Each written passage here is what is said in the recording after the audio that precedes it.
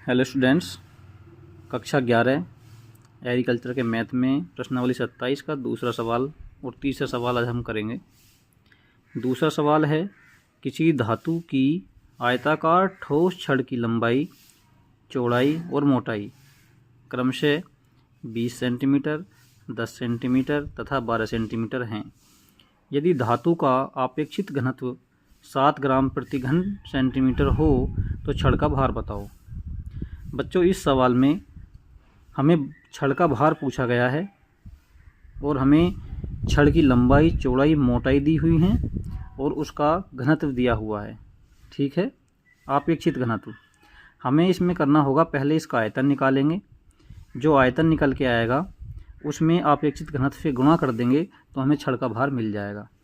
चलिए शुरुआत करते हैं सोल्व करने की। हमें दिया हुआ है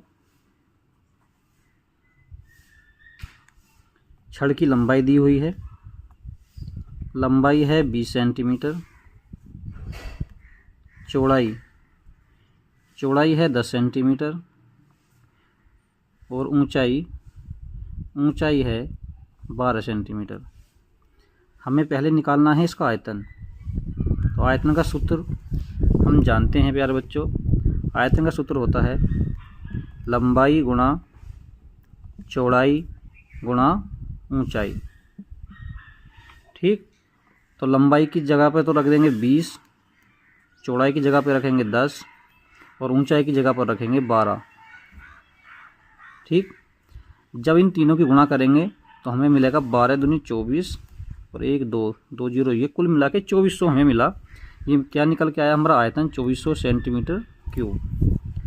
हमें क्या और दिया हुआ है, इसको भी यहीं लिख लेंगे, आपेक्षित घनत्व।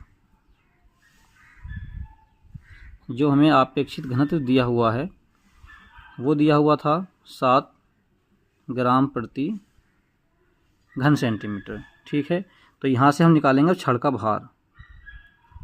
तो छड़ का भार कैसे निकलेगा, आयतन में गुणा कर देंगे आपेक्षित घनत्व की, यानी कि 7 की। जब गुणा करेंगे तो 7 24 7 168 और ये 2 जीरो हैं। हमारा ये आपेक्षित घनत्व निकल के आया ग्राम में। किस में निकल के आया बच्चों, ग्राम में, क्योंकि ये ग्राम में दिया हुआ है। आप इसे चाहो तो यहीं छोड़ सकते हो या फिर इसको किलोग्राम में हम चेंज कर सकते हैं। किलोग्राम में चेंज करने के लिए हमें 1000 से इसमें भाग देना पड़ेगा। जब हम इसमें 1000 से भाग देंगे तो ये हमारा आ जाएगा 16.8 किलोग्राम और यही इसका हो जाएगा आंसर। ठीक है, अब दूसरा सवाल भी है इसमें। दूसरा सवाल यानी कि तीसरा सवाल, एक आयताकार ठोस की चौड़ाई ज्ञात करो जिसका आयतन 70 घन मीटर, लंबाई 7 मीटर तथा ऊंचाई 2 मीटर है। इसमें क्या क्या दिया हुआ है, इसमें दिया है आयतन दिया हुआ है। एक तो बेटा आयतन दिया है 70 घन मीटर। दूसरी चीज़ दी हुई है लंबाई है 7 मीटर और दी हुई है ऊंचाई 2 मीटर। हमसे पूछा है आयताकार ठोस की चौड़ाई। चौड़ाई के लिए हमें क्या करना पड़ेगा, अगर मैं आयतन का सूत्र यहाँ पे लगाऊं, आयतन बराबर होता है लंबाई गुणा चौड़ाई गुणा ऊंचाई। तो आयतन की जगह पे तो आयतन रखेंगे यानी कि 70, लंबाई की जगह पे लंबाई यानी कि 7, चौड़ाई तो हमसे पूछी गई है उसको यूँ का यूँ लिख देंगे, ऊंचाई है 2।